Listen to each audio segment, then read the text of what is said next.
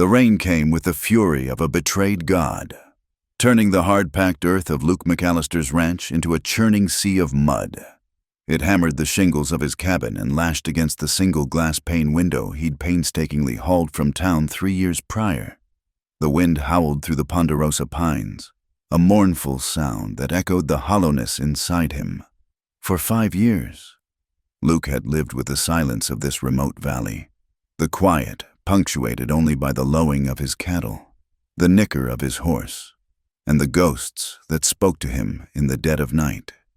He had sought this solitude, earned it with a past he could not outrun. Tonight, the storm was a welcome violence. It matched the tempest that had lived inside him since he was 20 years old, since the day the world had shown him its true face and he had failed to look away. He sat at his small, hand-hewn table, a cup of lukewarm coffee forgotten in his hand, the fire in the hearth casting long, dancing shadows that looked like grasping fingers. He was a man carved from the unyielding rock of the mountains that surrounded him, tall and broad-shouldered, with a face that had forgotten how to smile and eyes the color of a winter sky, holding a perpetual storm of their own. His hands, calloused and scarred from work and from fights long past, were steady. They had to be.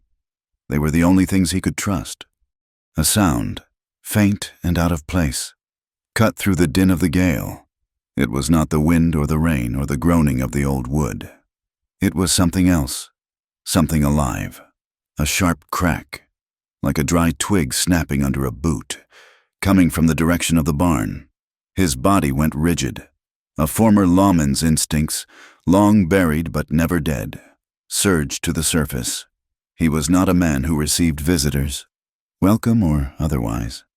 Anyone coming to his land, especially in a storm like this, was not coming for a friendly chat. He rose without a sound, his chair making no scrape against the floorboards. He took the heavy Colt from its holster hanging on a peg by the door and checked its load by feel, his movements economical and precise. He left the lamp burning on the table, a small island of light in the vast, roaring darkness. Pulling on his oilskin coat, he stepped out into the maelstrom. The rain hit him like a physical blow, cold and relentless. He kept to the shadows, moving with a practiced grace that belied his size, the mud sucking at his boots. The barn door was ajar, swinging slightly in the wind. It was a detail he would not have missed. He had latched it securely before the storm hit. Someone was inside. He flattened himself against the rough timber wall, listening, over the roar of the wind. He heard it again, a soft, choked sound, like a wounded animal trying to stifle a cry of pain. He pushed the door open with the barrel of his gun and slipped inside.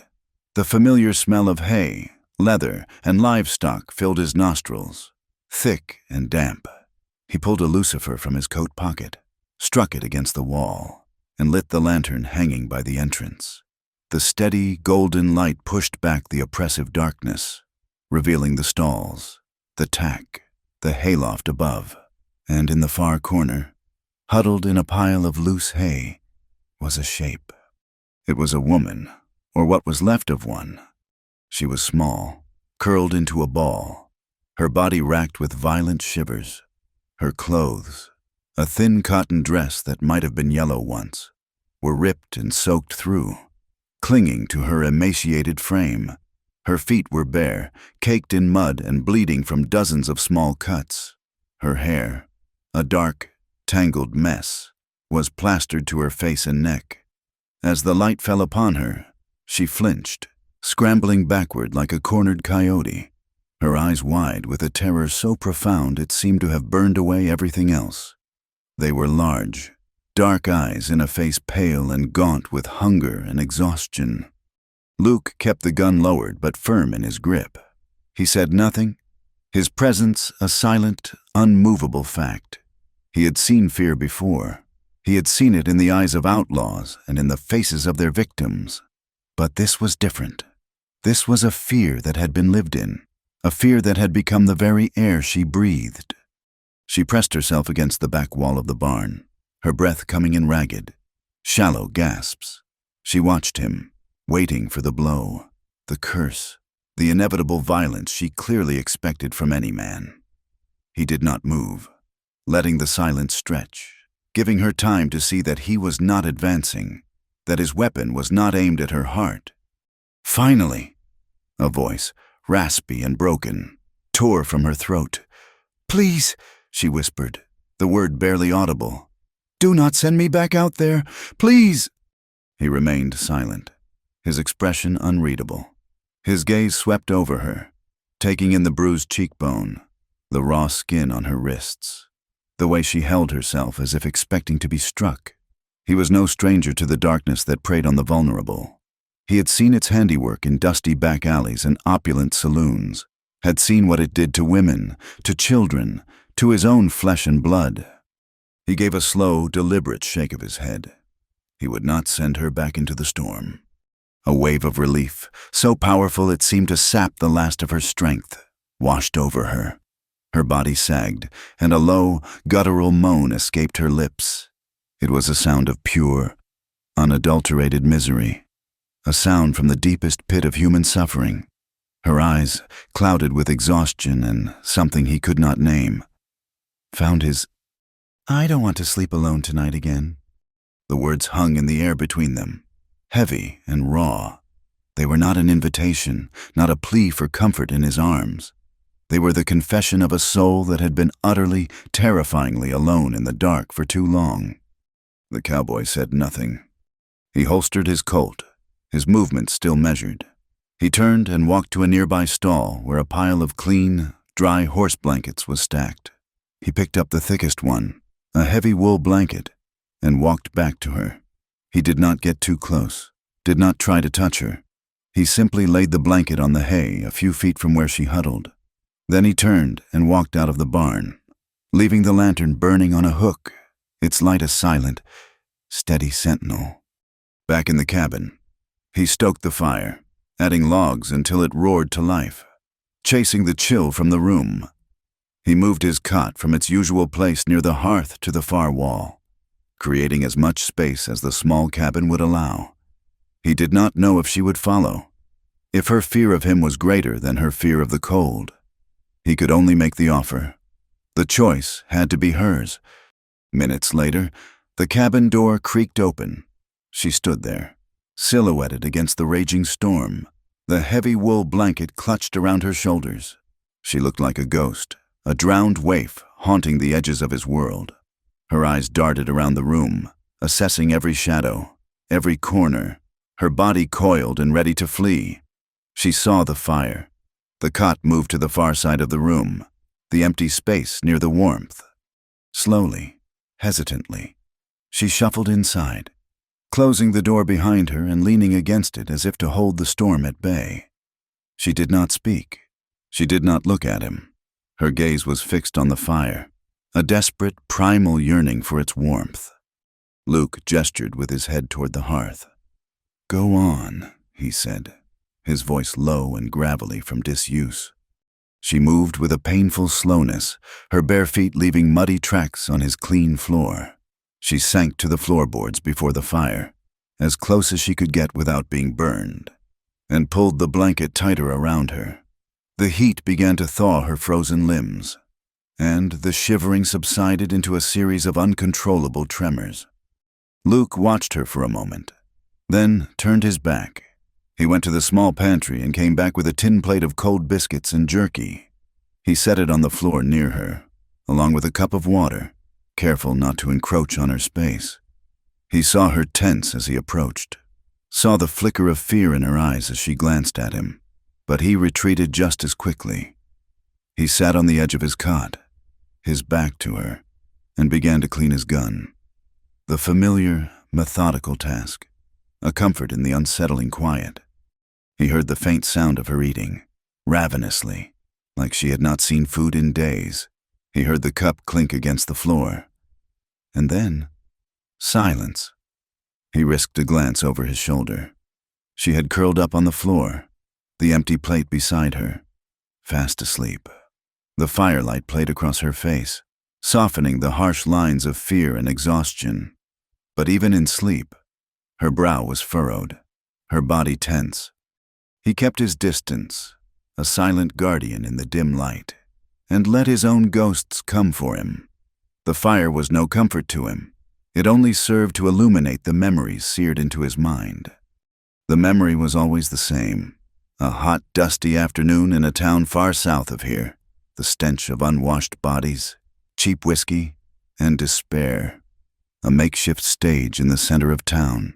A fast-talking man with a slick smile and a loud voice.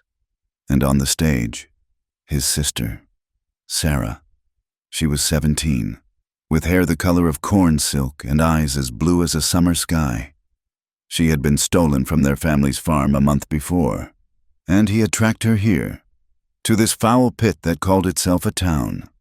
He was just a boy himself, barely 20, with a deputy's badge he had not yet earned and a heart full of righteous fire. He saw her, saw the terror in her eyes, the way she scanned the crowd, her gaze pleading. Their eyes met. He saw the flicker of hope, the desperate, silent cry for help. He had a gun. He had the law, he thought, on his side. But he was alone, and the crowd was a mob, their face greedy and leering. The men with the auctioneer were hard, their hands resting on their pistols. He hesitated. He thought of waiting for backup, for a better chance. He thought of the consequences, of the bloodbath that would surely follow. In that moment of hesitation, the gavel fell. A fat, sweating man with a diamond stick pin threw a bag of coins onto the stage. Sarah was dragged away, her last look one of utter, soul-shattering betrayal, a look that had been aimed squarely at him. He had caused the bloodbath anyway, later that night, but it was too late. He never saw her again. He had hunted down every man involved, but it did not bring her back. It did not silence her screams in his nightmares. It did not erase the look in her eyes. The badge became a mockery, a symbol of a system that protected the powerful and fed on the weak. So he had left it all behind, trading the law for a solitude so complete he thought it might finally scour the guilt from his soul. It had not. He looked at the woman sleeping by his fire, a piece of human driftwood washed up on his shore. He saw Sarah in the delicate line of her jaw, in the vulnerability of her sleep. The world had not changed. It was still a place where women were bought and sold, where innocence was a commodity, and he was still a man who had stood by and watched it happen. The storm broke before dawn. The morning arrived, clean and crisp, the air smelling of wet earth and pine. Luke was already up, having moved about his cabin with the quiet efficiency of a man long accustomed to living alone. The woman was still asleep, her breathing deep and even for the first time, the exhausted slumber of a hunted animal that has finally found a safe den. He did not wake her. He tended to his chores, feeding the horse and the few cattle he kept. When he returned, she was awake, sitting up and watching him with those same wary, haunted eyes. She had folded the blanket neatly and placed it on the floor.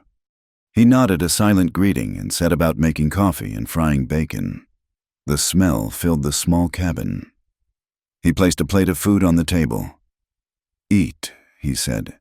It was not a question. She rose stiffly and came to the table, moving as if every joint in her body ached. She sat, but did not eat, her hands clasped in her lap. She was waiting. For the questions, for the demands. Luke sat opposite her, drinking his coffee. He did not ask her name. He did not ask where she came from or what had happened to her. He did not ask what she had meant by not wanting to sleep alone. He simply ate his breakfast, the silence between them thick but not hostile. His restraint was a language she seemed to understand better than words. It was a shield, a space for her to breathe. When he was finished, he stood. He walked to an old wooden chest in the corner of the room, the one that held the last few things he had of his mother and sister. He opened it, the scent of lavender and cedar rising into the air. He pulled out a simple calico dress and a pair of worn but sturdy boots. They had been Sarah's. He laid them on the cot. "These might fit," he said, his voice rough. "There is a creek out back. Soap is on the shelf."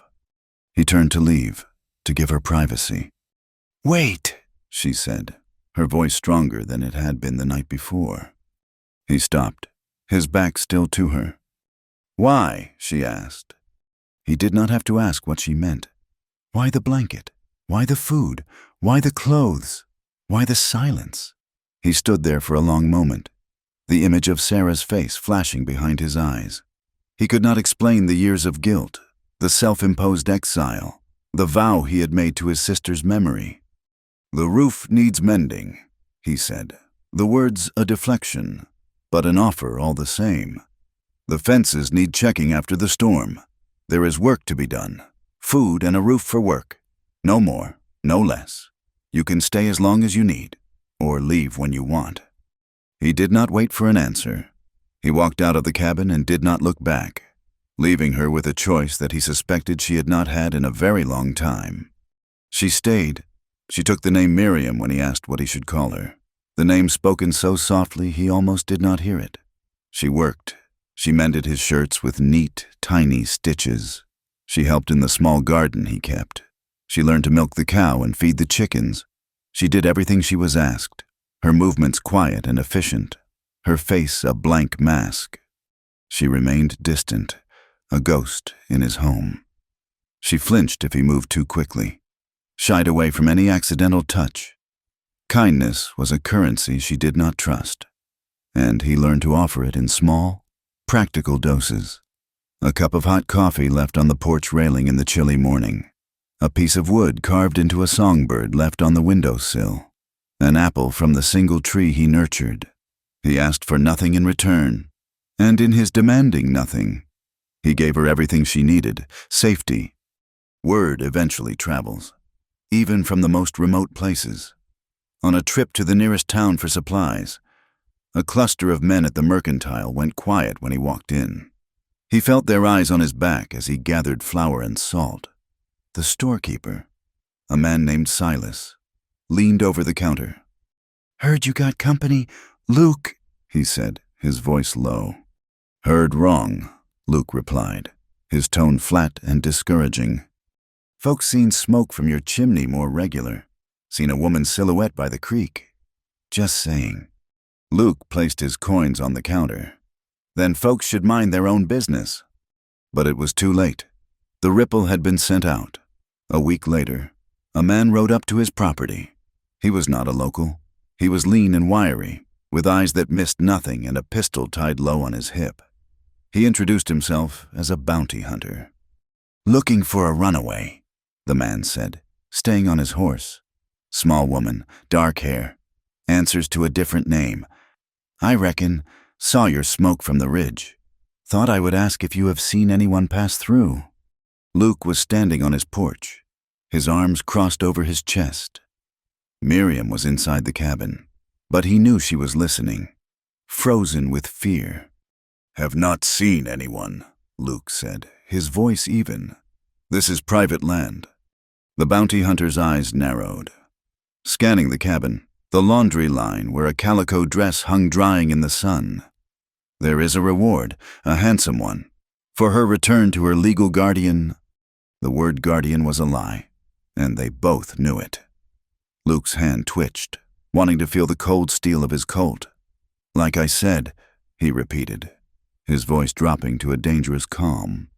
"I have not seen anyone, and you are trespassing. I suggest you ride on." The man held his gaze for a long moment, a silent battle of wills. He saw the unyielding resolve in Luke's eyes, the promise of violence that lay just beneath the surface. With a curt nod, the bounty hunter wheeled his horse around and rode away, but not before casting one last, long look at the cabin. He was not convinced. He would be back. That night, Luke found her in the barn. The moon was a silver sliver in the sky, casting long shadows. She was saddling his horse, her movements frantic and clumsy in her haste.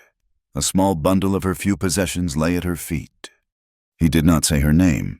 He just stood in the doorway, a large, dark shape blocking her only exit. She gasped when she saw him, her hand flying to her mouth, a stifled sob escaping. "I have to go," she whispered, her voice trembling. He will come back. They will all come back. He will not find you, Luke said. You do not understand. You do not know what they are, what they will do. Panic made her voice sharp. I cannot bring this trouble to you. I will not. She tried to push past him, but he did not move. Running will not make you safe, he said, his voice steady, a rock in her sea of fear. They will just keep hunting you. Tears streamed down her face, the first he had ever seen her shed. Then what am I to do? Let them take me back? I would rather die. You will stay here, he said. It was not a command, but a statement of fact. You are safe here, for now. She looked up at him, her face a mess of terror and confusion. In the pale moonlight, he could see the raw desperation in her eyes, the question she had been too afraid to ask for weeks. Why? She finally choked out, the word torn from the depths of her soul. Why are you helping me? Luke looked past her, into the darkness of the barn, but he was seeing a dusty town square and a girl with his sister's eyes. The old wound, the one that never healed, ached in his chest. He brought his gaze back to her, and for the first time, he let her see the ghost that haunted him. Because no one helped my sister, he said, his voice thick with a grief that time had not softened. I will not make the same mistake twice. His words hung in the barn, a confession of old grief that answered her fear with a pain of his own. Miriam did not try to leave again. She allowed him to take the saddle from the horse and lead the animal back to its stall. They walked back to the cabin in a silence that was different from before, no longer just an absence of words, but a space filled with the weight of his admission. He had not offered her pity. He had offered her a reason. And in the barren landscape of her life, a reason was a thing to be trusted. Spring arrived not with a sudden burst, but as a slow, tentative softening of the land. The iron-hard ground thawed, releasing the scent of damp earth. Patches of stubborn snow melted away to reveal the first green shoots of grass. The days grew longer, filled with a pale, hopeful sunlight that seemed to mirror the fragile truce settling over the remote ranch. Their life fell into a rhythm dictated by the sun and the seasons. Miriam rose at dawn, her movements still as quiet as a field mouse, and tended to the chickens and the small garden she had started to reclaim from weeds. Luke was already gone by then, riding the fence lines, checking on his cattle, his broad-shouldered figure a familiar silhouette against the vast, empty horizon. They worked through the day in a shared, comfortable quiet. She would mend his clothes with the precise, practiced stitches of someone whose hands had been forced to learn utility. He would repair a broken gate or chop firewood, his actions economical and sure. He never pried. He never asked about the life she had run from. But he saw. He was a man accustomed to reading signs, the track of a coyote, the shift in the clouds that foretold a storm, and he read the story of her past in the map of her body. He saw the network of fine, silvery scars that crisscrossed her hands when she kneaded dough for their daily bread, marks left by something far crueler than kitchen work. One afternoon, as she reached up to hang laundry on the line, her dress shifted, and he caught a glimpse of her back. For a fleeting second, he saw a constellation of old, faded bruises, a mottled pattern of suffering that made his breath catch in his throat.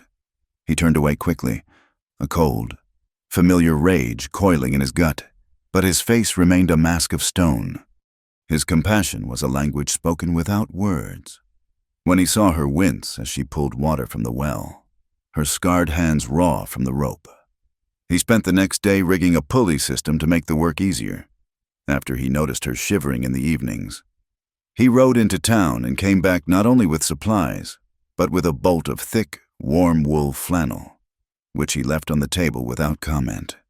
He was offering her materials, not charity, tools for survival, not gifts that demanded gratitude. Miriam understood.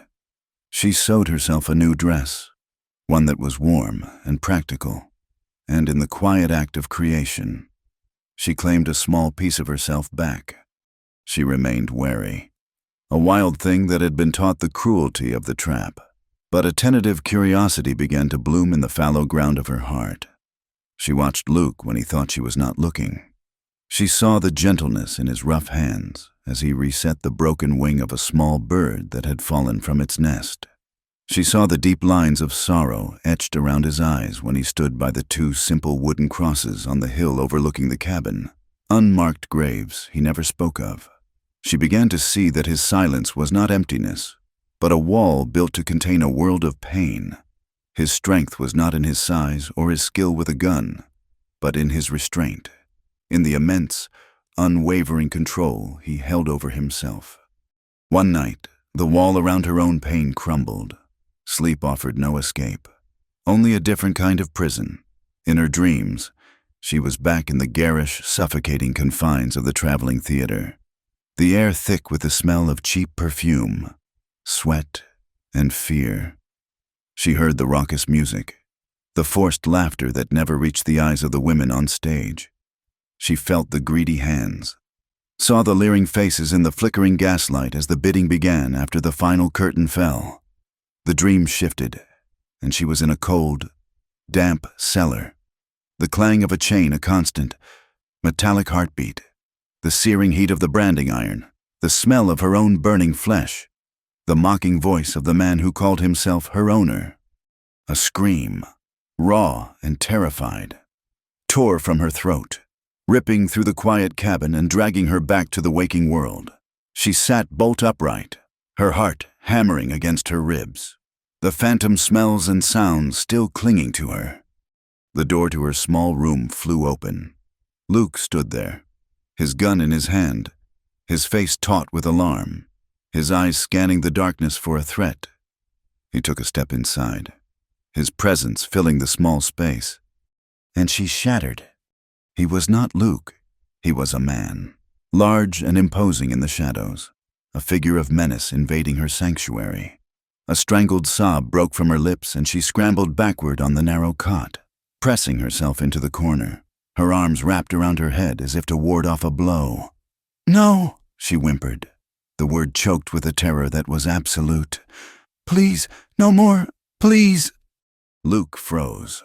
He saw the wild, unseeing fear in her eyes. He saw that his attempt to protect had become another source of her terror. Slowly, deliberately, he lowered the gun. He backed away, stepping out of the room and pulling the door almost closed, leaving only a thin sliver of light from the main cabin's dying fire. He did not leave. He simply stood on the other side of the door, a silent, patient guardian. He heard her sobbing, a terrible, heartbroken sound that went on, the sound of a spirit that had been broken into 1,000 pieces. He stood there, his hand clenched into a fist at his side, every instinct screaming at him to go in, to offer comfort, but he held himself back. He knew that his touch, however gentle, would be a violation. All he could offer was his presence, a steady anchor just beyond her sight. An hour passed. The terrible sobs subsided into quiet, exhausted weeping. Finally, he heard her voice, small and fragile in the darkness. "You can come in." He pushed the door open and entered. She was huddled on the cot, wrapped in her blanket, her face pale and tear-streaked in the faint light. He did not approach, but leaned against the doorframe, giving her space. She spoke to the shadows, her voice a monotone, as if reciting a story that had happened to someone else. "It was a theater," she began, "a traveling show. They had music and dancing, women in bright costumes. People came from miles around. They thought they were paying for a night of entertainment." Her voice cracked. "After the show, for the special patrons, there was an auction. We were the main attraction." Luke's jaw clenched so tight a muscle jumped in his cheek. He said nothing, his stillness an invitation for her to continue. "I was sold 3 times. The first man was careless. I ran. The second was old. He died. The third—" She shuddered, a tremor running through her entire body. "He did not want me to run. He said he owned me, body and soul. He kept me in a cellar, chained." She took a shaky breath. her hand unconsciously going to her shoulder. He wanted to make sure everyone knew who I belonged to. He used a branding iron. The confession hung in the air, sickening and ugly. Luke felt a murderous rage rise in him, so hot and fierce it threatened to consume him. He wanted to hunt this man down, this monster who wore a human face, and tear him apart with his bare hands. But he locked the fury away, deep inside the iron vault of his self-control. He looked at Miriam, at this small, broken woman who had endured the unimaginable, and knew that his rage would not help her. It would only frighten her more. She finally lifted her head and looked at him, her dark eyes searching his face in the dim, flickering firelight. "Why don't you ever ask me anything?" she whispered. The question was not an accusation. It was a marvel. She had spent her life being interrogated, prodded, and used. His silence was a thing she could not comprehend. He met her gaze, his own eyes a reflection of the cold, hard resolve that had guided him for years. "Because I don't need to know to protect you." His words were simple, direct, and in their simplicity, they were the most profound comfort she had ever known. He was not protecting her out of pity for her story. He was protecting her because it was the right thing to do. He did not need the details of her suffering to justify his actions. Her humanity was enough. A single tear traced a path through the grime on her cheek. But this time, it was not a tear of fear or sorrow. It was something else entirely. Their bond, forged in the crucible of that night, deepened. A subtle shift occurred in the rhythm of their lives. Miriam began to emerge from the protective shell she had built around herself. She started to cook their meals, not as a chore, but as an offering, filling the cabin with the warm, comforting smells of baking bread and simmering stew. One afternoon, as Luke was oiling a saddle on the porch, he heard her singing. Her voice was soft, a little rusty from disuse, but it was a clear, sweet melody that floated on the spring breeze. She stopped abruptly when she realized he was there, a faint blush rising on her cheeks, but the sound of it lingered in the air, a testament to a life, however battered, that refused to be extinguished. Luke, in turn, began a project of his own. In a corner of the barn was an old rocking chair. Its wood grayed with age, and one of its rockers split. It had belonged to his mother for years. It had sat unused, a relic of a life before grief had hollowed him out. Now, in the evenings, he brought it into the cabin and began to repair it. He worked slowly, with a craftsman's care, sanding the old wood, mending the split rocker, his large hands surprisingly deft. The steady, rhythmic scrape of the sandpaper was a soothing sound in the quiet cabin.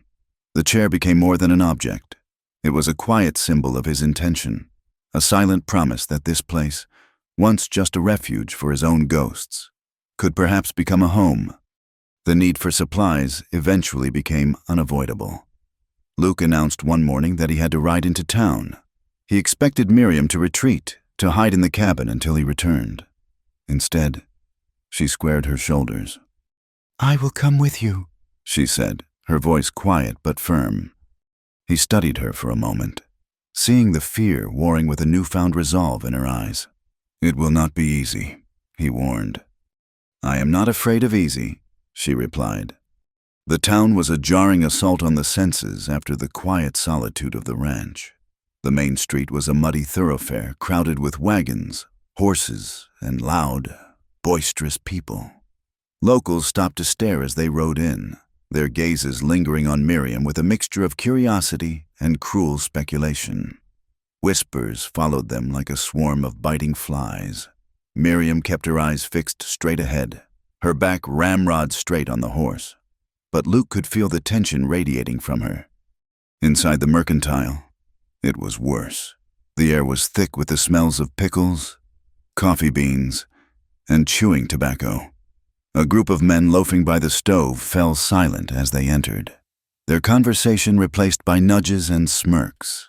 One of them, a burly man with a florid face and small, piggish eyes, swaggered forward. Well, McAllister, the man drawled, his voice loud enough for the whole store to hear. Did not figure you for the type to pick up stray kittens. Or is she one of them fancy cats from the cat house over in Benton? The insult, crude and deliberate, hung in the air. Miriam flinched as if she had been slapped. Her face went pale, and she looked down at the floorboards, her body curling in on itself with humiliation. Luke did not move. He did not raise his voice. He simply turned his head and fixed the man with a look of such cold, lethal intensity that the man's smirk faltered. Luke reached into his pocket and pulled out a few silver coins. He placed them deliberately on the wooden counter, the metallic clink unnaturally loud in the sudden silence. "Here," Luke said, his voice a low, chilling whisper. "For your teeth. You will need new ones if you ever speak to her again." He turned his back on the man, a gesture of ultimate dismissal, and began to gather his supplies as if nothing had happened. The burly man, his face now a mottled red, stood frozen for a moment before shuffling back to his friends, defeated not by a fist, but by a quiet promise of absolute violence. The ride back to the ranch was silent.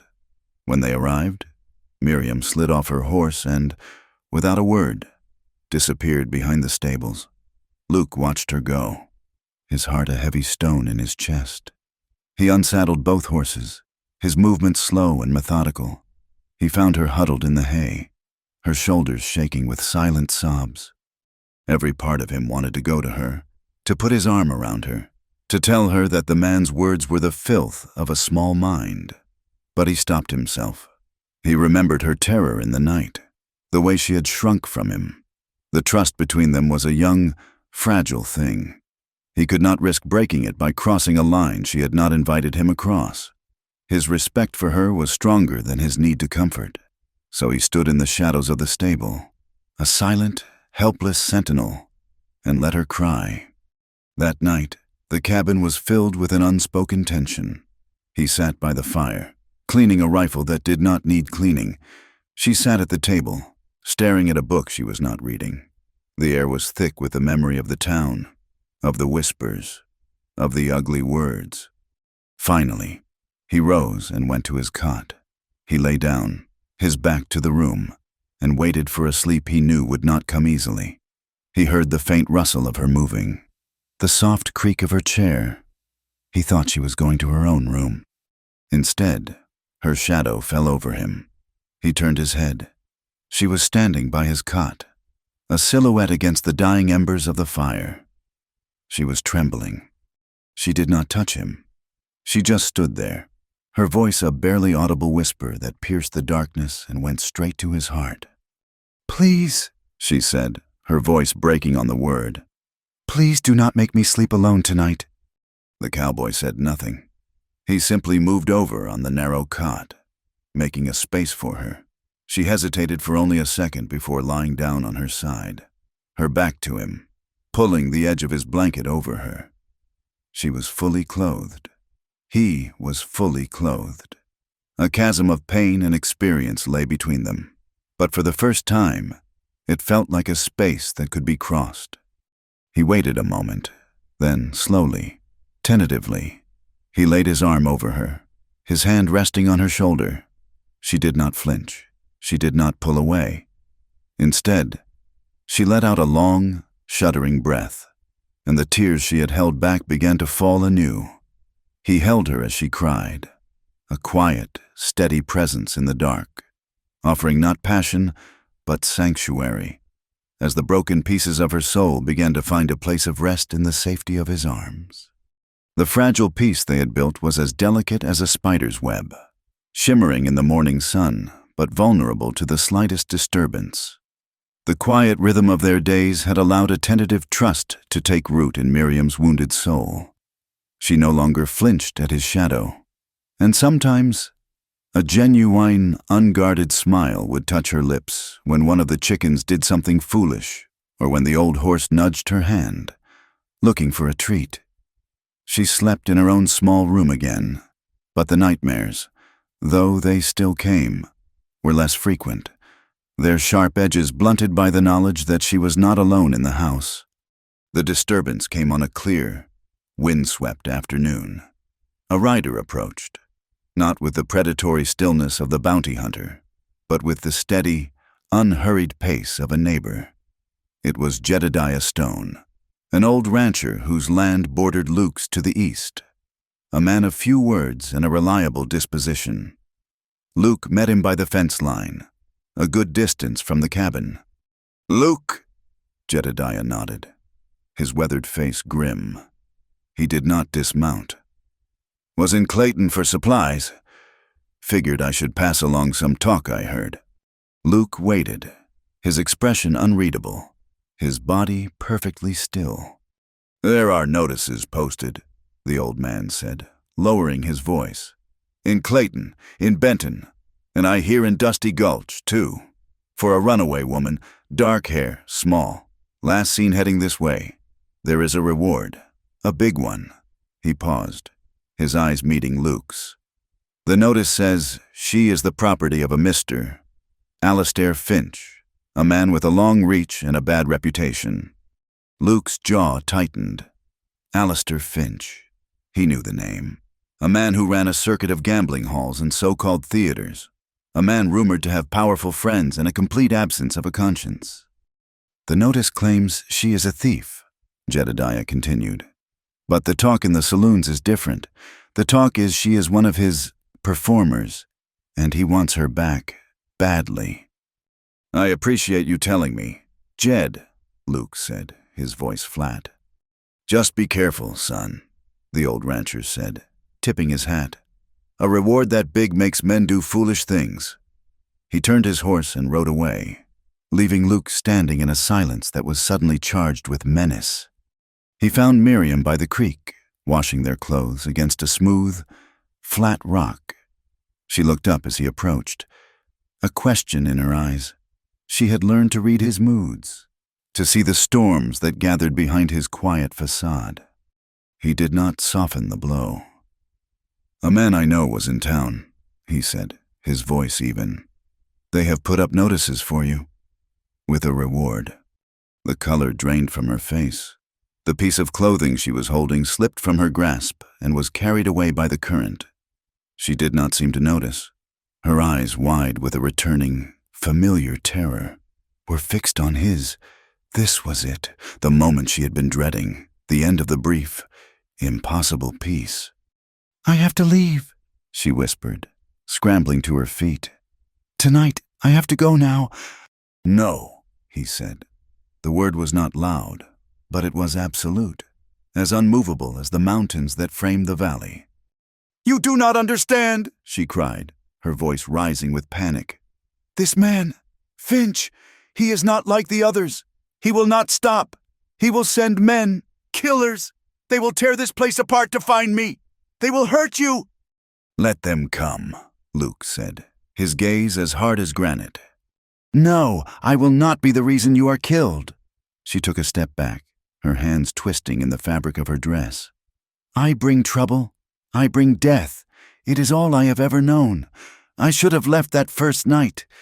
He took a step toward her, closing the distance between them. "I told you that you were safe here." "But you are not safe if I am here," she insisted, tears welling in her eyes. "It is my fight, not yours." He looked down at her, at the fierce, terrified loyalty in her face, and a wave of something protective and dangerously tender washed over him. He had built his life on a foundation of loss and isolation, and this woman, this fragile, broken creature, was threatening to pull it all down and build something new in its place. "Miriam," he said, and the sound of her name on his lips was both a comfort and a command. "Look at me." She reluctantly met his eyes. "I will fight them all before I let them take you." His words were a vow, spoken with the quiet solemnity of an oath sworn on a grave. She saw in his eyes not reckless bravado, but a deep, settled, and terrifying resolve. And in that moment, she was torn apart. A part of her, the part that had been starving for safety, for a champion, wanted to collapse into his strength, to believe him. But another, older part, the part that had been shaped by shame and betrayal, screamed that she was not worthy of such a sacrifice. She was damaged goods, a tainted woman. She did not deserve to be protected. She certainly did not deserve to be loved. The shame was a poison, convincing her that her only value lay in disappearing, in erasing the trouble she caused. "You cannot," she whispered, her voice choked with a misery that went beyond fear. "I am not worth your life."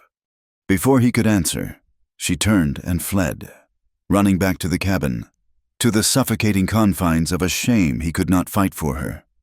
The attack came 2 nights later. There was no moon, only a blanket of stars scattered across an ink-black sky. The silence of the night was absolute, broken only by the chirping of crickets. Luke was not asleep. He was sitting in the dark of the cabin, his rifle across his lap, watching the shadows. He had known they would come. Men like Finch were arrogant. They would not send an army. Not at first. They would send a pair of wolves to test the fences. The first sound was the nervous whinny of his horse in the barn. It was a sound of alarm. Luke rose without a sound, his stockinged feet making no noise on the floorboards. He moved to the window, peering through a crack in the shutter. 2 dark shapes were moving stealthily from the tree line toward the barn. He went to Miriam's door and pushed it open. She was sitting up in bed, her eyes wide in the darkness. She had heard it too. He put a finger to his lips, then pointed to the space under her bed.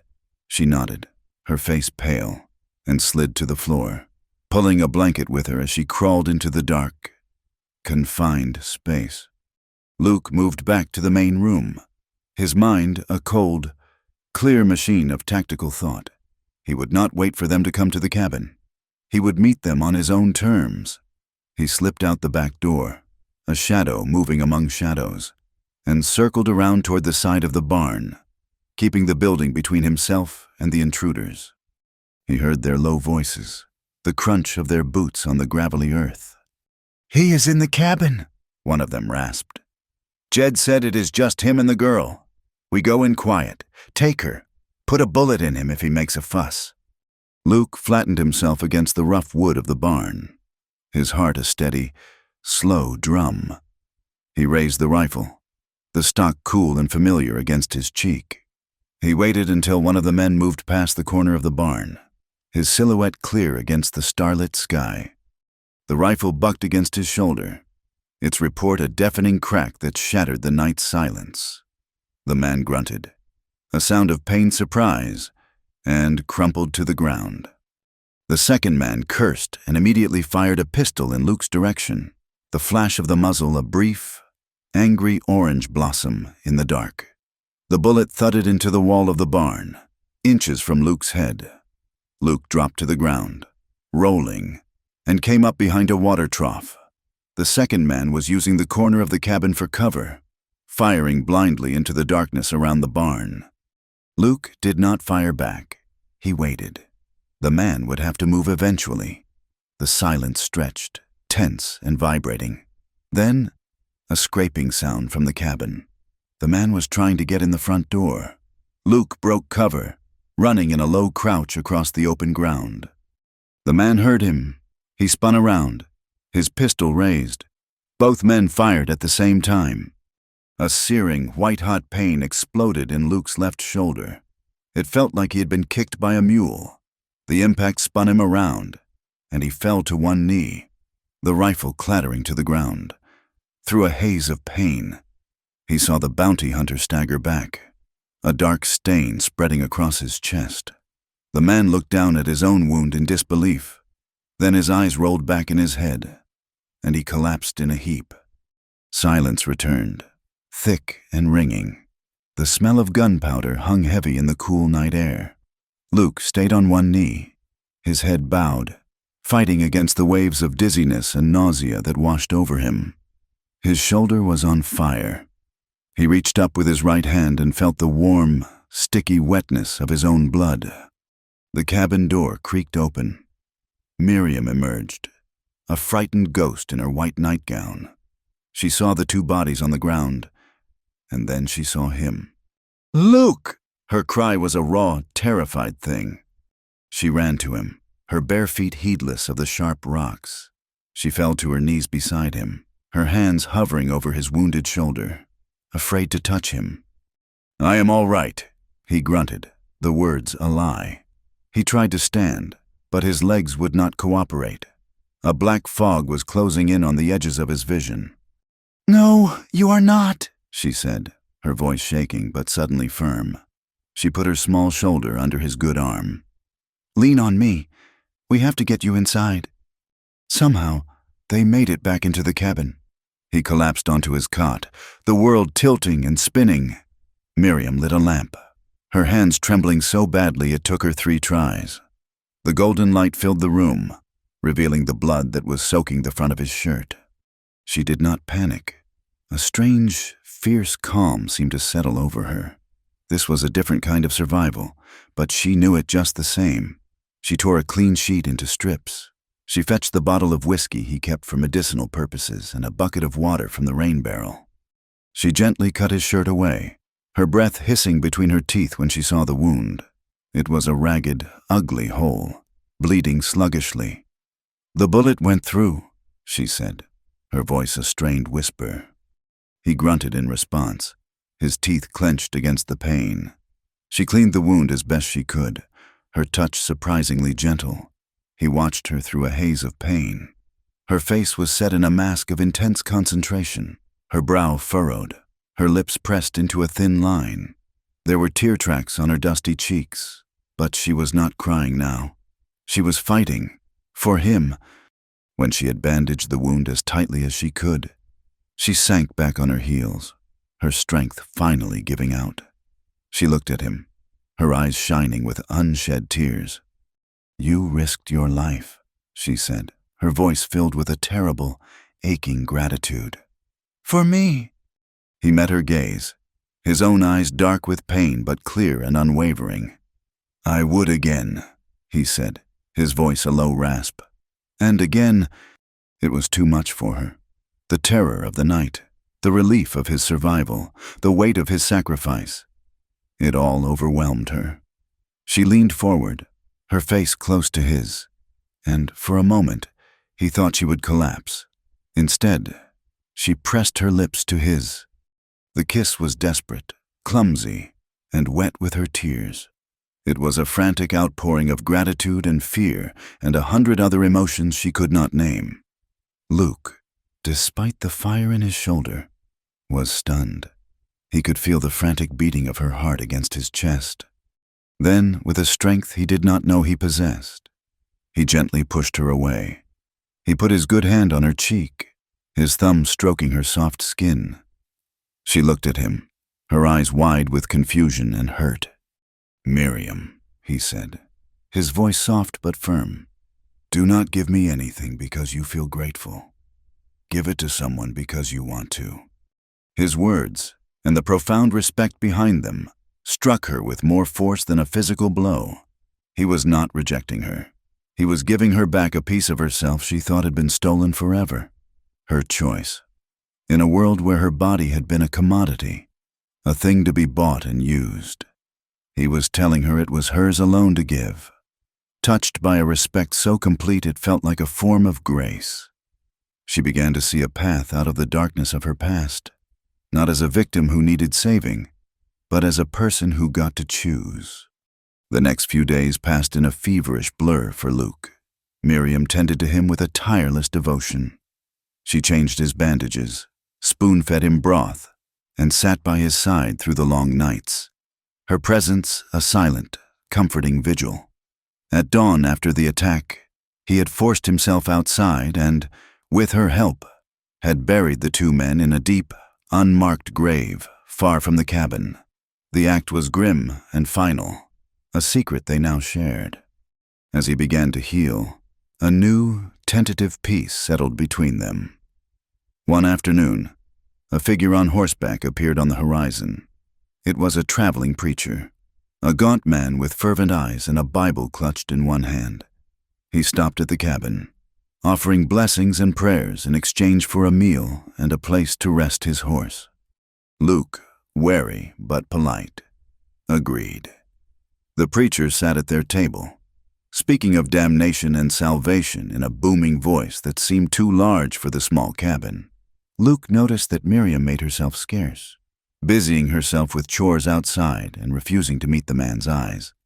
After the preacher had eaten his fill and ridden on, leaving a palpable sense of unease in his wake, Luke found Miriam by the creek again. She was skipping stones across the water, her expression closed and distant. "That man made you uncomfortable," he stated. She did not look at him. "Men who speak of God make me uncomfortable," she said, her voice flat. She picked up another stone and sent it skipping across the surface of the water. "When I was in the first town, before all of it, I was scared. I knew something was wrong. I ran to the only place I thought was safe. A church." She paused, her gaze fixed on the far bank of the creek. "I found the pastor. I cried. I begged him for help. I told him I thought I was in danger. He was a good man. He had kind eyes. He told me to wait in his office, that he would protect me, that God would protect me." Her voice became brittle, thin as ice. "He came back an hour later with 2 men. They were the ones who had brought me to the town. He had sold me to them for $50. For the church roof," he said. The betrayal was so profound, so absolute, that Luke had no words. It was a violation of the most sacred trust. "That was the day I stopped believing in good men," she said quietly. "And in God?" Luke came and stood beside her. He looked out at the vast, indifferent landscape, at the mountains that had stood for 1,000 years and would stand for 1,000 more. "I lost my faith a long time ago, too," he confessed, his voice low. "Not in a church, but in a dusty street with a tin star on my chest. I believed in the law, in justice. I thought they were real things, solid things. But they are not. They are just words men use to get what they want." He shook his head. "I do not know if there is a God, and I know for a fact there is no justice. There is only what is right in front of you, what is right and what is wrong, and a man has to choose." Miriam finally turned to look at him, her dark eyes searching his. "What if what is right?" she asked, her voice barely a whisper. "Feels wrong to everyone else." She was asking about them, about him, a reclusive, haunted man, about her, a runaway, a branded woman with a bounty on her head, about the home they were building on the edge of a world that would condemn them both. "Then we fight them," he said. The words were another vow, a promise to stand with her not just against bounty hunters and brutish men, but against the whispers, the judgments, the entire cruel world. She took a step closer, her gaze locked with his. This time, there was no gratitude in her eyes, no desperation. There was only a quiet, steady light, a choice. She rose on her toes and pressed her lips to his. It was not the frantic, tearful kiss of before. This kiss was quiet. It was hesitant, then sure. It was a question and an answer, a confession and an acceptance. It tasted of wood smoke and sorrow, of desperation and a fierce, defiant hope. It was the first truly healing thing that had touched her in a lifetime. A quiet, desperate kiss that promised not passion, but survival. And for the first time, Miriam believed she just might. That kiss by the creek was not a key turning in a lock, but rather the first gentle nudge on a door that had been rusted shut for years. It did not open the floodgates of passion, but it did allow a thin, hesitant trickle of tenderness to seep through. From that night on, Miriam began to sleep in Luke's bed. It was an unspoken arrangement, born of a shared need for something other than loneliness in the dark. Their intimacy was a quiet, fragile thing, built in the space between their bodies. She would lie on her side, her back a rigid line, and he would lie on his, a respectful distance between them. There was no touching, no fevered whispers. There was only the shared warmth in the cold cabin, the sound of another person's breathing, a silent testament that the monsters of the night were not being faced alone. For Miriam, it was a slow, arduous truce with the night, a reclaiming of a space that had once been a landscape of terror. For Luke, it was a torment and a solace, having her so close. A warm, living presence in the bed that had been empty for so long awakened a deep, protective ache in him, a longing he had thought long dead and buried. He lay awake many nights, listening to her breathe, fighting the urge to reach out, to pull her close, but he did not. The space between them was not a void. It was a sanctuary, and he would not violate it. As his shoulder healed, a hard, practical reality settled back over him. The men he had buried were just the first. More would come. He could not be with her every second of every day. "You need to learn how to shoot," he said one morning, his voice flat as he cleaned his Colt at the table. Miriam, who was kneading dough, froze. Her hands, covered in flour, stilled. "No," she said, her voice small but firm. "I cannot." "It is not a choice," he replied, not looking up from his task. "It is a necessity. I cannot always be here. You need to be able to protect yourself." "Those things," she whispered, her gaze fixed on the dark, oiled steel of the gun. "They are for killing. They are what men like him use. I will not be like them." The revulsion in her voice was visceral. The gun was not a tool to her. It was a symbol of the violence that had shattered her world, the cold, hard finality that had been used to enforce her captivity. Luke finally looked up, his winter sky eyes meeting hers. "Being like them is about why you pull the trigger, not that you can," he said, his voice quiet but intense. "They do it for sport, for greed, for power. You would do it to live. There is no shame in that." She resisted for 3 more days, but she saw the way he watched the tree line, the way his hand never strayed far from the pistol on his hip. She saw the truth in his words. The world was not a safe place, and her fear of a weapon would not protect her from the men who wielded them without a second thought. On the 4th day, she stood beside him in a clearing behind the barn. He placed the heavy Colt in her hand. The weight of it surprised her. A cold, dense reality. She flinched, her first instinct to drop it, but she forced her fingers to close around the handle. He was a patient teacher. He showed her how to stand, how to aim, how to control her breathing. His instructions were simple, direct, his hands hovering near hers but never touching unless necessary to adjust her grip. When she finally pulled the trigger, the explosion was a violent shock, the recoil jarring her arm. The bullet went wide, kicking up dirt 10 feet from the tin can he had set on a stump. She dropped the gun with a cry, her hands flying to her ears, her body trembling. "Again," he said, his voice calm and steady. She wanted to run, but she looked at his face, at the grim resolve there, and knew this was a battle she had to win. She picked up the gun. This time, she was ready for the noise, for the kick. She squeezed the trigger, and the can jumped. A small, perfect hole had appeared in its center. A surge of something fierce and unfamiliar shot through her. It was not pleasure. It was power, the feeling of not being entirely helpless. She looked at Luke, and for the first time, he saw a flicker of the woman she might have been, a spark of unbending steel beneath the layers of fear. She was a quick learner. A week later, another rider came. This one was different. He wore a dusty but official-looking coat and a U.N. Marshall's star was pinned to his chest. He was older, with a tired, weathered face and eyes that had seen too much. He introduced himself as Marshal Elias Thorne. "McAllister," Thorne said, staying in the saddle as Luke stood on the porch. "It has been a long time." "Not long enough, Elias," Luke replied, his voice devoid of welcome. Miriam watched from the window, her heart a cold knot in her stomach. Another man of the law. "I am not here on official business," the marshal said, seeming to read his mind. "Just passing through. Heard you had settled out this way. Also heard some ugly talk in Clayton about a bounty for a woman, and about 2 men who rode out this way and never came back."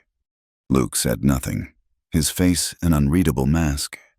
Thorne sighed, shifting his weight in the saddle. Look, Luke, I know why you left the service. What happened with Judge Peterson and that whole corruption mess, it was wrong. You did the right thing, testifying. You were a good deputy, one of the few. Miriam, listening from behind the curtain, held her breath. A deputy? But you exposed men with money and power, Thorne continued, his voice low and weary. And when it came time to stand with you, nobody did. They hung you out to dry, the judge, the sheriff, even me. We all looked the other way. I am not proud of it. But you made enemies, powerful ones. Going against a man like Alistair Finch, that is kicking the same hornet's nest all over again. This is my land, Luke said, his voice a low growl. My business. I am not here to arrest you, the marshal said, raising a hand. I am here to warn you, as a man, not a lawman. Finch has the law in his pocket in 3 counties. He is circulating a forged bill of sale for the woman. Legally, she is his property. If a sheriff comes out here with a warrant, there is nothing I can do to stop him. Be smart about this. Luke, do not die for a principle nobody else believes in. The marshal tipped his hat and rode away, leaving his warning hanging in the air like a death sentence. When Luke came back inside, Miriam looked at him with new eyes. He was not just a recluse hiding from his own ghosts. He was an exile, a man who had believed in a system, who had fought for it, and who had been betrayed by it. He had lost his faith in the laws of men. So he had created his own, out here in the wilderness, and his first, last, and only law was to protect the innocent on his own terms. That night, she began to write. She had found a small, leather-bound journal and a pencil in the old chest where he kept his sister's things, by the light of a single candle, long after he was asleep. She wrote. She did not write a diary. She wrote letters.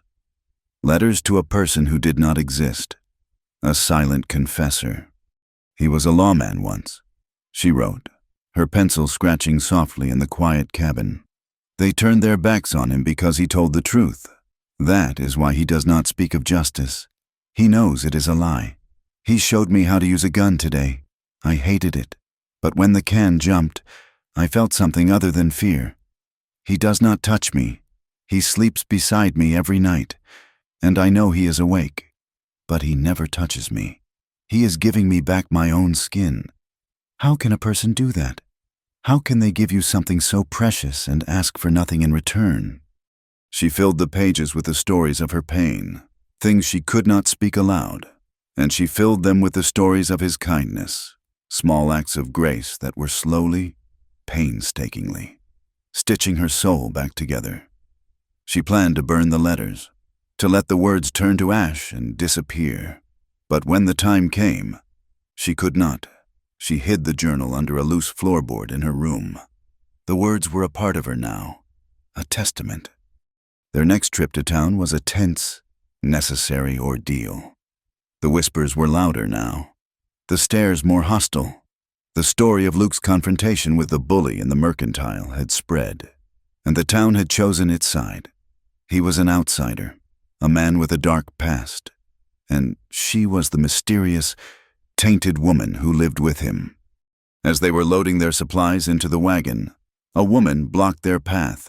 It was Martha, the storekeeper's wife, a thin, waspish woman with a perpetually sour expression and eyes that held a special kind of bitter righteousness. She was flanked by 2 other townswomen, a silent, judgmental chorus.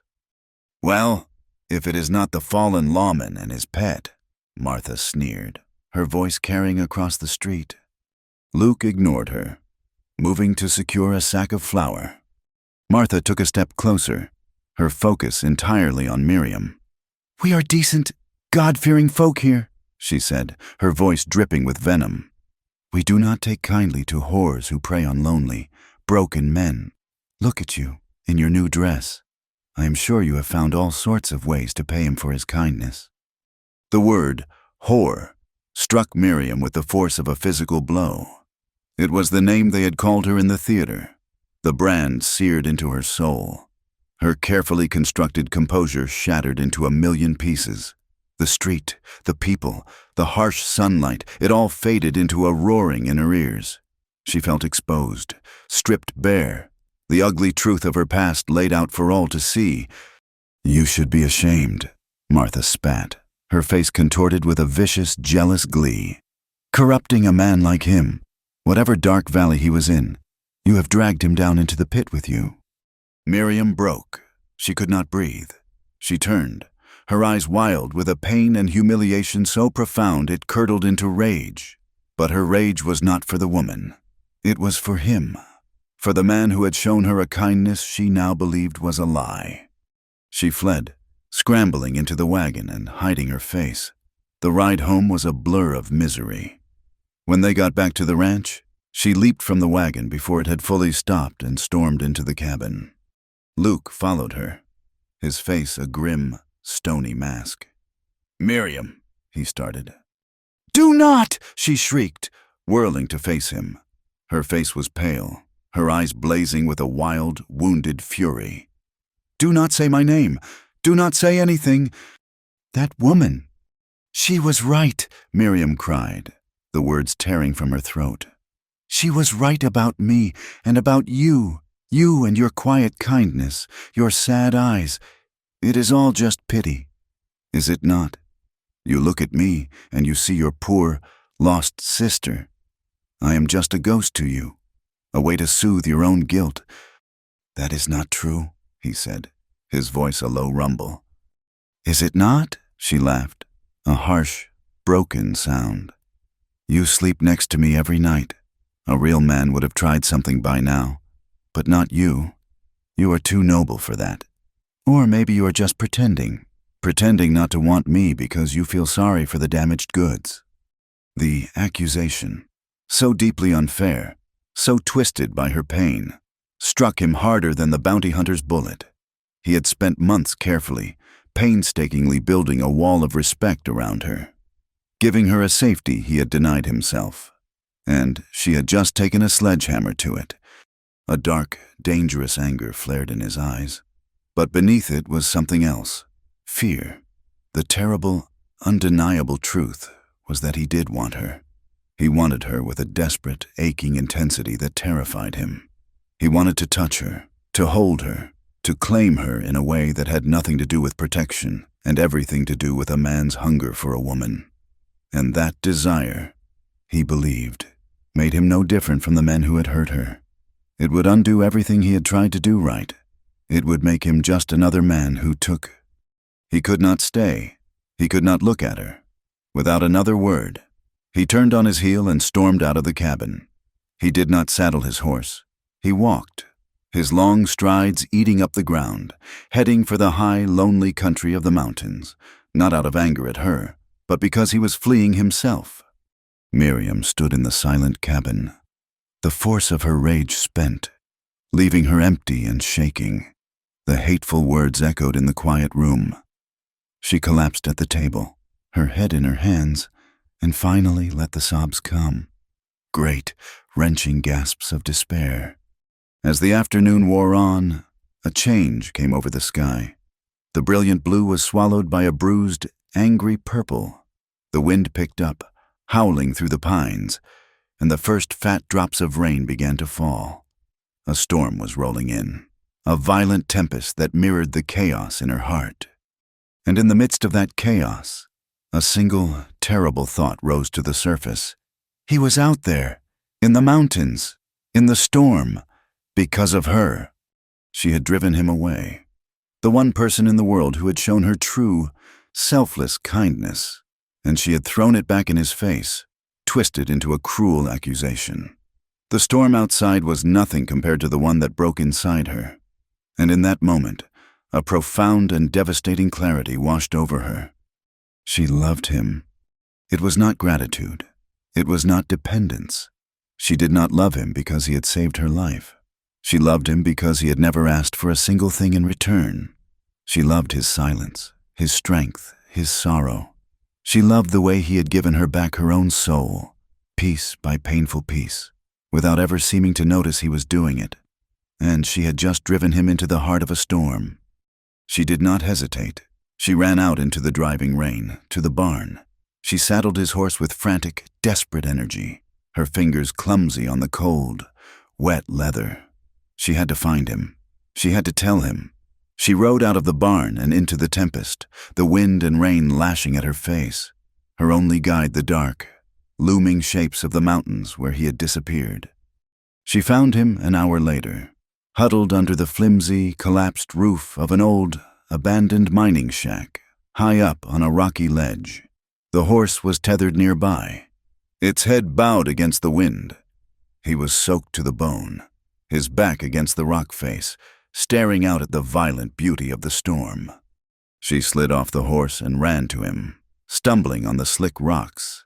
He looked up as she approached, his face grim, his eyes full of a pain that had nothing to do with the cold. "Miriam," he said, his voice rough, "you should not be out here." "Neither should you," she cried over the roar of the wind. She sank to the ground in front of him, the rain plastering her hair to her face. "Luke, I am sorry. The things I said—" "You were right," he cut her off, his voice raw.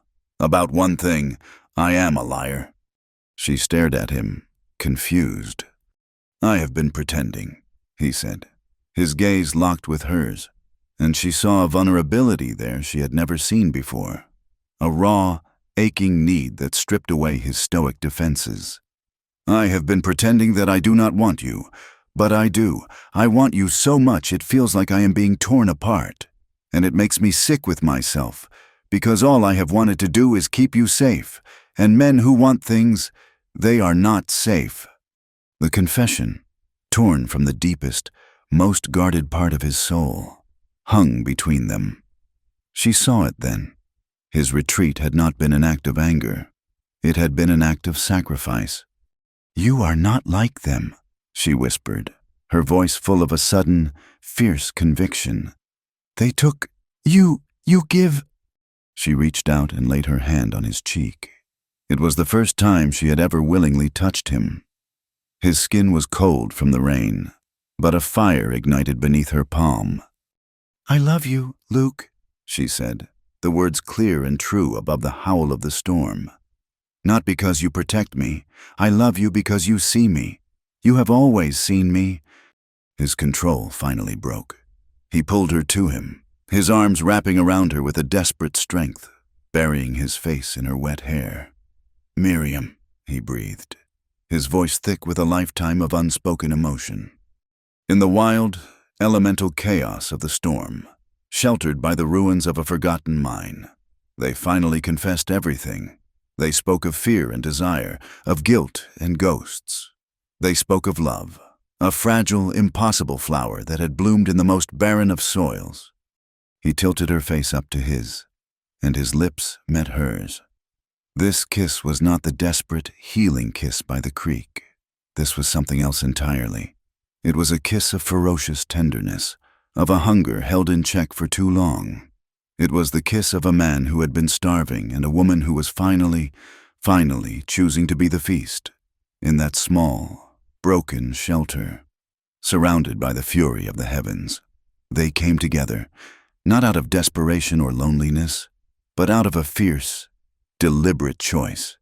It was an act of warmth against the cold, a vulnerability in a world of violence, the quiet, defiant creation of a home in the heart of a storm. The days that followed the storm in the mountains were steeped in a quiet, fragile wonder. They had returned to the cabin not as a man and a refugee, but as two solitary souls who had finally found a shared harbor. The space in the bed between them vanished, replaced by a tentative, questing touch in the dark. It was the simple, profound comfort of a hand finding another, of a head resting on a steady shoulder. Their intimacy was not a fire, but a slow-building hearth. Each glance, each shared silence, another log laid carefully on the embers. He would watch her as she worked in the garden, her movements now filled with a sense of purpose rather than just duty, and feel a rightness that settled deep in his bones.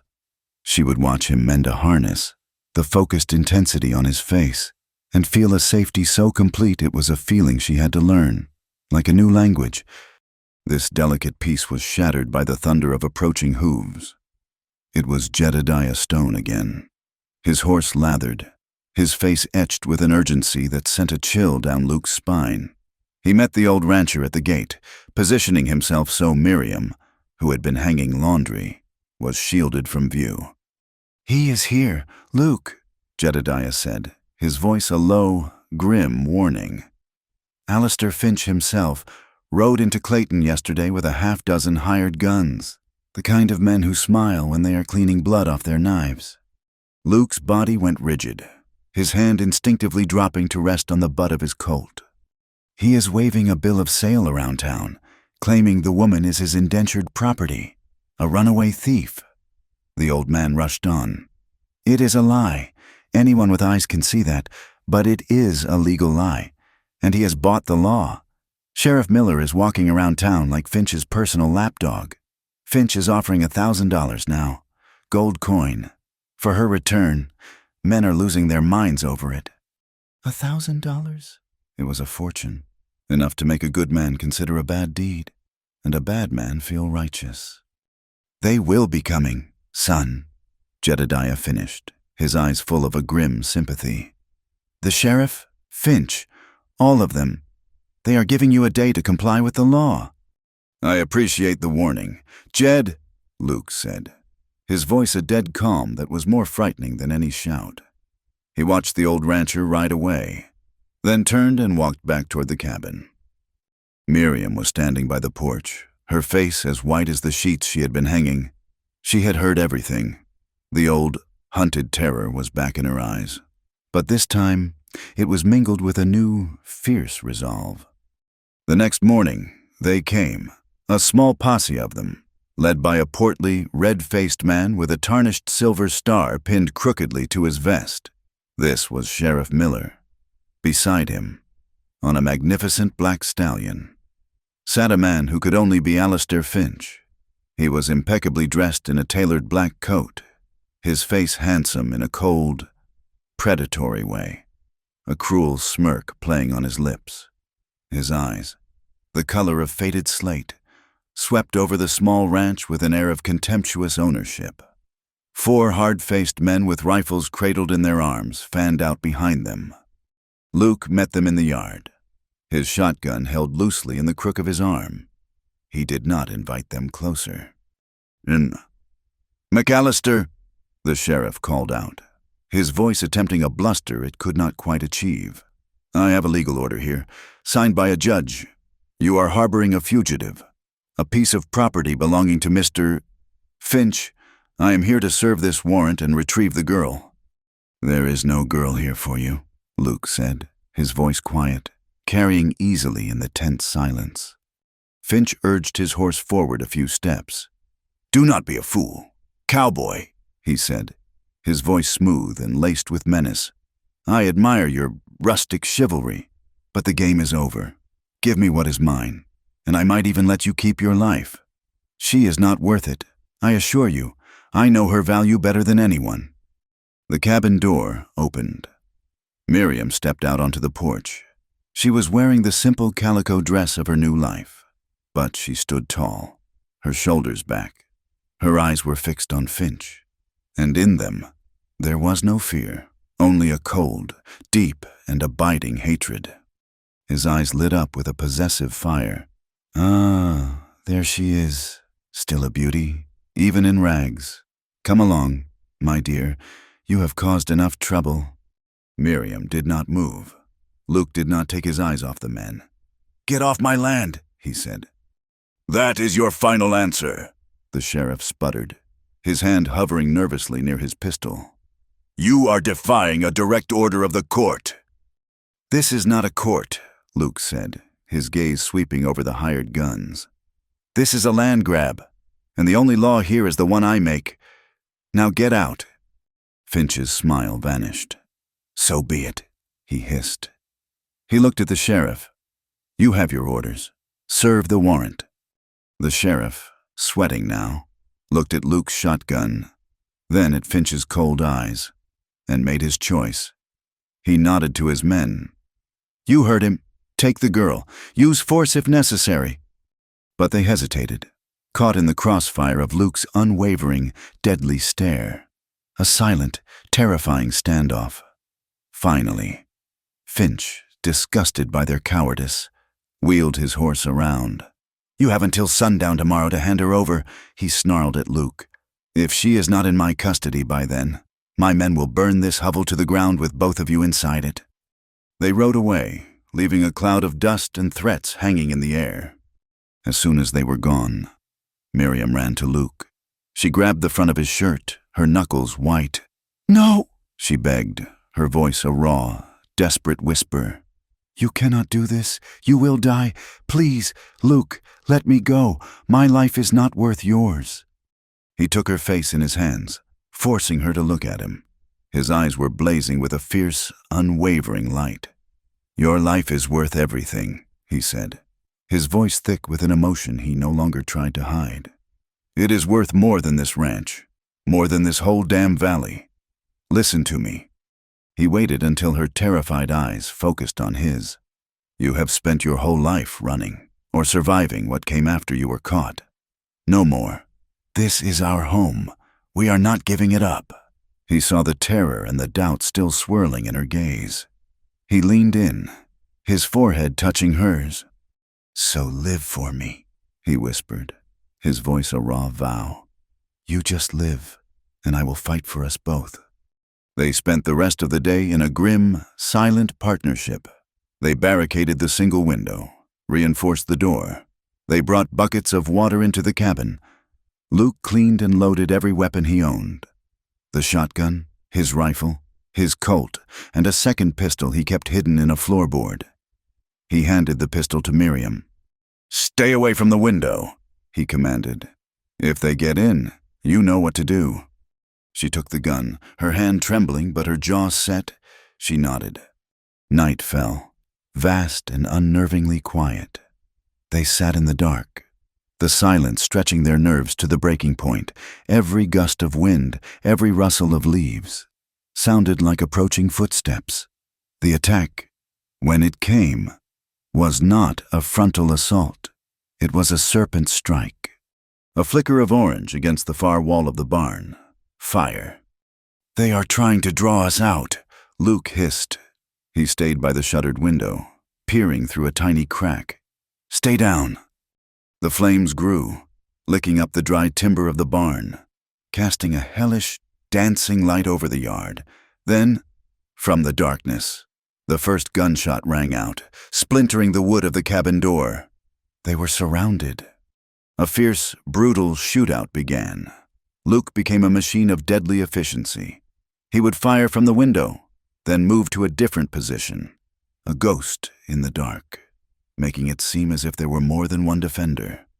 Bullets ripped through the thin walls of the cabin, showering them with splinters. Glass shattered. The air grew thick with the acrid smell of gunpowder. Miriam huddled on the floor, the pistol clutched in her hands, her body shaking uncontrollably. She was a prisoner again, trapped, with violence and death raining down from all sides.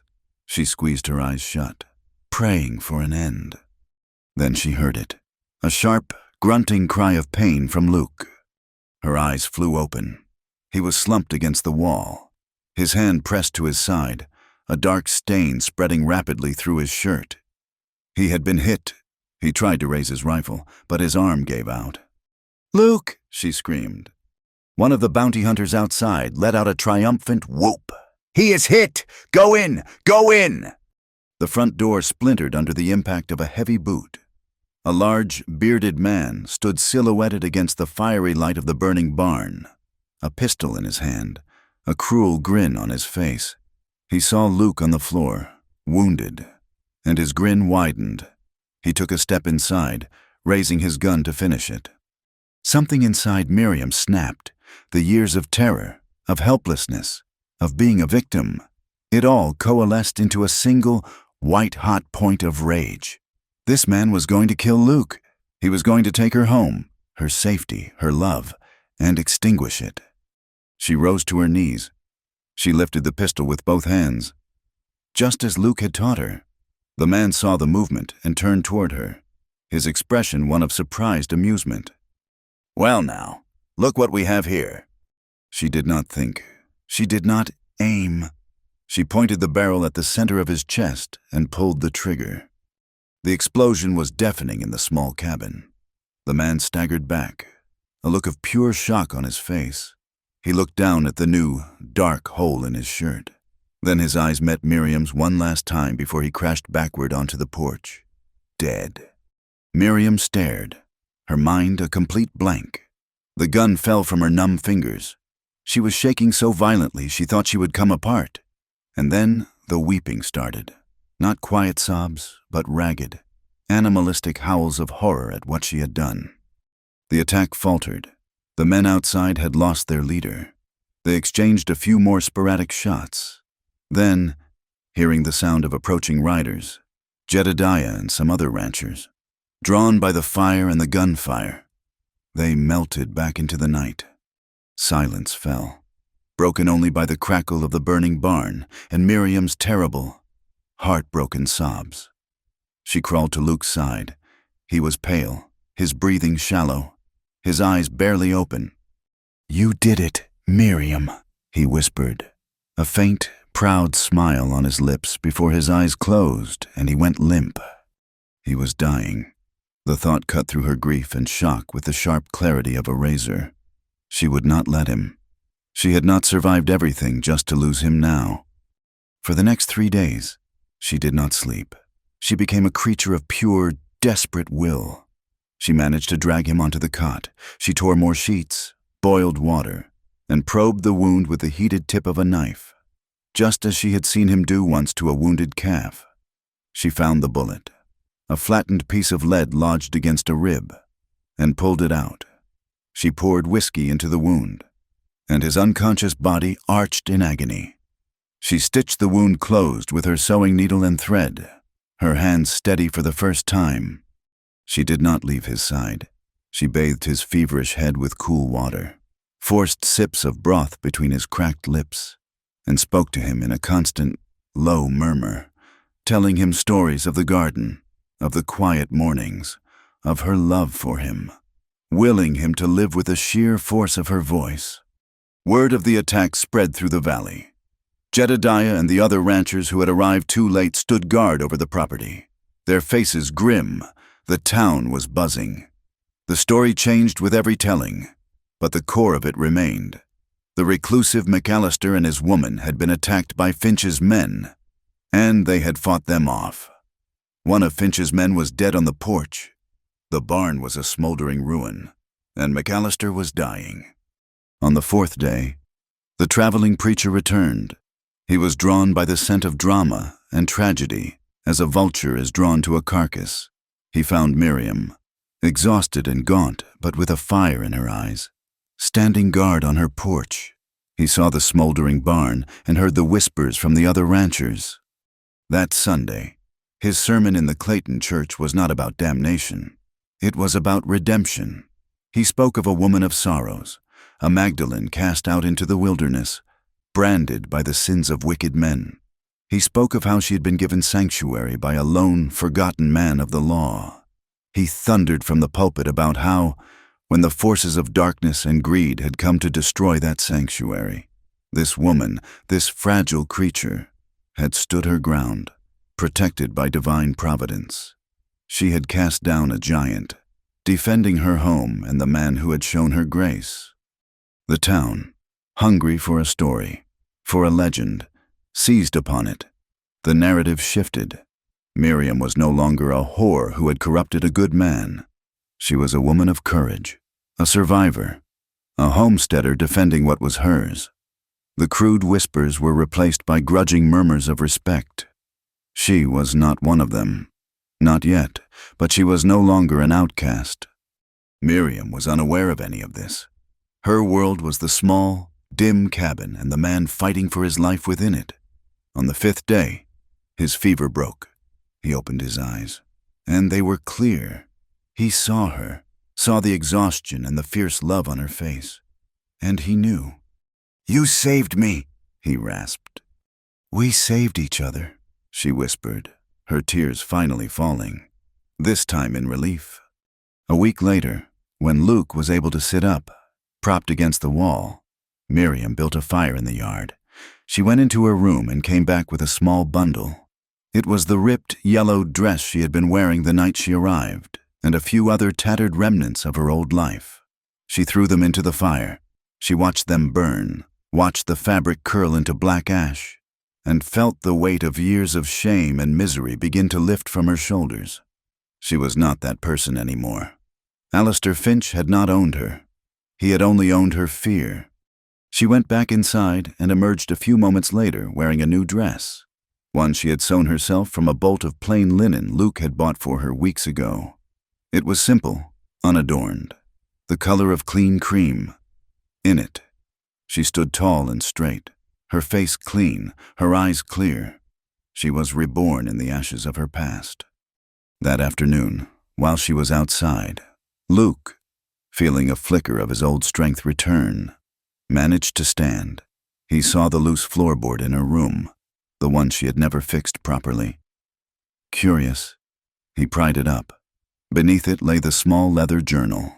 He knew he should not, that it was a violation of her privacy, but he could not stop himself. He opened it and began to read. He read of her pain, of her fear, of her nightmares, and he read of himself, seen through her eyes. He saw his small acts of kindness magnified into gestures of profound grace.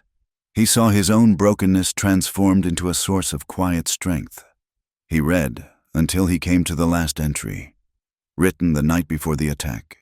His hands trembled as he read the final sentence, her neat, careful script blurring through the mist in his eyes. He never asked me for anything, but I gave him everything anyway. The passing of months was like the slow, steady turning of the earth itself, a gradual healing of the land and the two souls who tended it.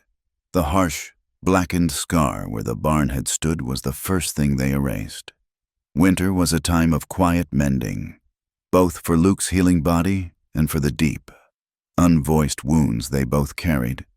With the help of Jedediah and a few other ranchers who had come to respect the quiet steel in the valley's reclusive lawman, they raised a new barn. Its fresh-cut pine scent a promise of a future, not a replacement for a violent past. When the snows melted and spring came again, it was to a ranch that was not just surviving, but flourishing. The garden, under Miriam's devoted care, was twice as large, its neat rows pregnant with the promise of beans, corn, and squash. Luke had bought a small herd of new cattle, his and Miriam's shared savings invested in the life they were building together. The air was no longer thick with unspoken tension and the constant threat of violence, but with the scent of pine, damp earth, and the smoke from their shared chimney. They lived as equals. The dynamic of savior and saved had been burned away in the fire and the gunfight, leaving behind the stronger, cleaner lines of partnership. He no longer made decisions for her. He made them with her. When he considered buying a new bull, he asked for her opinion. When she wanted to trade some of her preserved vegetables for a laying hen in town, he trusted her judgment. He taught her to read the sky for weather, and she taught him the names of the wildflowers that grew by the creek. They were two solitary trees that had, through a storm, grown so close their roots had intertwined, drawing strength from the same soil. The town, in its slow, grudging way, had come around. The preacher's sermon had planted a seed, and their quiet, steadfast rebuilding of their lives had watered it. They were no longer a scandal. They were a story, a piece of local lore, a testament to a strange kind of frontier grit. On their trips to the mercantile, the whispers that followed them were no longer cruel, but curious, even respectful. One afternoon, Martha, the storekeeper's wife, stopped Miriam as she was leaving. Her face, usually pinched with a sour disapproval, was softened by a grudging respect. She held out a small sack. "For you," she said, not quite meeting Miriam's eyes. "It is a sachet of lavender, to keep the linens fresh." It was not an apology, not in words, but it was an offering. a white flag of peace from the town's most ardent gossip. Miriam accepted it with a quiet thank you, understanding the gesture for what it was, an admission into the fold. Her own healing had kindled in her a deep, fierce empathy. She began to notice things others missed, the haunted look in the eyes of a new girl working at the saloon, the bruises on the arm of a homesteader's wife. She began a quiet, secret ministry of her own. She would leave a bundle on a doorstep in the dead of night, a loaf of fresh bread, a jar of salve, a warm woolen shawl. She never spoke of it to Luke, and he never asked, but he knew. He saw the supplies dwindling slightly faster than they should, saw the way her eyes would follow a lonely figure down the street. She was doing for others what he had done for her, offering not pity or sermons, but the simple, practical tools of survival and a silent acknowledgement of their pain. One summer afternoon, as they sat on the porch watching the heat shimmer rise from the valley floor, a lone rider approached. It was Marshal Elias Thorne. He looked older, more tired, but the weary kindness in his eyes was the same. He accepted a cup of water, his gaze taking in the new barn, the flourishing garden, and the quiet contentment that settled over the small ranch like a well-worn blanket. "I came to bring you news," he said, looking from Luke to Miriam. "Alistair Finch is dead." The name fell between them.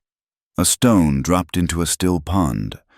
Miriam's hand, which had been resting on the arm of her rocking chair, tightened. "How?" Luke asked, his voice low. "The way men like him usually meet their end," Thorne said with a sigh. "Not by the hand of justice, but by the hand of their own arrogance. He got into a dispute over a card game in a saloon in Denver, accused a man of cheating. The man did not take kindly to it. They had a duel at dawn. Finch was fast, but the other man was faster. He is buried in an unmarked grave outside the city limits." A heavy silence settled over the porch. It was not a moment of triumph, but of quiet, profound release. The ghost that had haunted them, the last dark shadow of Miriam's past, had finally been vanquished. "The bounty is void, of course," the marshal added. "The forged documents he had are worthless. No one will ever come looking for you again, Miss—" He looked directly at Miriam. "You are a free woman, in the eyes of the law, and in the eyes of God." He stayed for another hour, making small talk about the price of beef and the coming election, then tipped his hat and rode away, leaving a new, vast, and slightly terrifying silence in his wake. Free. The word was so large, so full of possibility. It was dizzying. Miriam stood and walked to the edge of the porch, looking out at the endless blue sky, the vast expanse of land that stretched to the horizon. She could go anywhere. She could be anyone. She was no longer a runaway. She was just Miriam. That evening, as they sat by the fire, Luke watched her. He saw the new, thoughtful light in her eyes. He saw the way she looked toward the distant horizon. His heart, which had felt so secure, so settled, was gripped by a cold, familiar fear, the fear of loss. He had built this life around her, for her, but he had never owned her. His greatest act of love had been to give her back her own choices, and now he had to offer her the final, most painful one. "Miriam," he said, his voice rough. He waited until she turned from the fire to look at him. "The marshal is right. You are free, truly free. You can go anywhere you want. You could go to a city, back east maybe. Start a new life where no one knows your story, where you can be anonymous."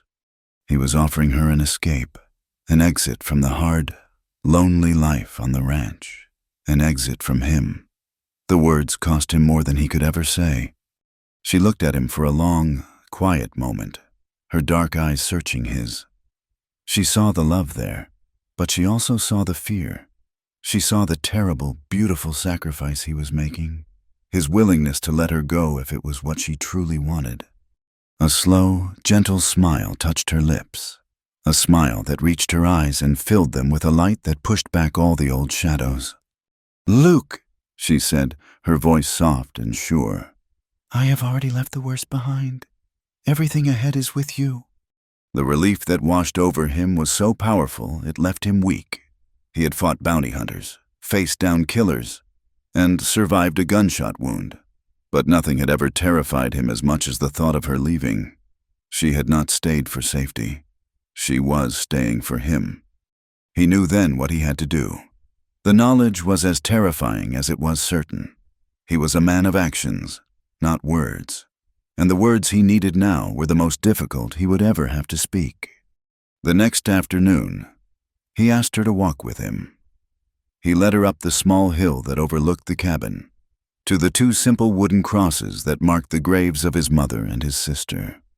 They stood there for a moment in silence, the wind rustling the tall grass around them. This was his most sacred place, the heart of his sorrow and his solitude. And he had brought her here. He turned to face her, his big hands fumbling in his pockets. He was more nervous than he had been when facing Finch's hired guns. "Miriam," he started, his voice a low, clumsy rumble. "This ranch, it is a hard place. The winters are long. It is lonely out here. It is not much of a life for a woman." He was making a mess of it. He took a deep breath and started again. "What I mean to say is, this place, it was just a place to hide. From everything. But since you came, it has started to feel like a home. You made it a home." He looked down at the ground, then back up, his eyes full of a raw, awkward sincerity. "And a home needs to be a real home, with a family." He finally pulled his hand from his pocket. In his rough, calloused palm lay a small, intricately carved wooden bird, a tiny, perfect meadowlark, its head tilted as if in song. He had spent weeks carving it in secret. "I am not a man for fancy words," he said, his voice thick with emotion. "And I do not have much to offer, just my name, and my life, and all of my days." He held out the small bird. "Miriam, will you marry me?" Tears welled in her eyes, blurring the image of his strong, earnest face. They were not tears of sorrow or fear, but tears of a joy so profound, so unexpected, it felt like a floodgate breaking inside her. She had never, in her wildest dreams, imagined a moment like this. A man was not buying her or claiming her, but asking her, with a humble heart, to share his life. She did not say yes. She did not need to. She simply threw her arms around his neck and held on, her tears of happiness soaking his shirt. He stood there for a moment, stunned, before his own strong arms wrapped around her, holding her as if she were the most precious, fragile thing in the world. Their wedding was a simple affair, held right there on the porch of the cabin as the sun set behind the mountains, painting the sky in shades of orange and rose. Jedediah Stone stood as Luke's witness, and Marshall Thorne, who had timed his return trip to be there, stood for Miriam. The traveling preacher, having heard the news, presided, his voice for once gentle and free of fire and brimstone. Miriam wore the simple linen dress, and in her hair, she had woven the wildflowers that grew by the creek. That night, in the quiet darkness of their cabin, they lay together in the bed that had once been a space of fear and distance, and was now a sanctuary of love. She was curled against his side, her head resting on his chest, his arm holding her securely. The fire had burned down to glowing embers, and outside, the world was silent, at peace. A soft, contented moan escaped her lips, a sound that was the ghost of an old, terrified one. "I do not want to sleep alone tonight ever again," she whispered into the darkness, the words not a plea, but a soft, happy statement of fact. Luke, this time, did not stay silent. He leaned down and pressed a kiss to her hair, his voice a low, sure promise that sealed their past and opened their future. "You never will." We hope this story touched your heart. Please let us know in the comments where you are listening from to connect with fellow fans. And do not forget to subscribe to the From Wild West channel to share your thoughts in English.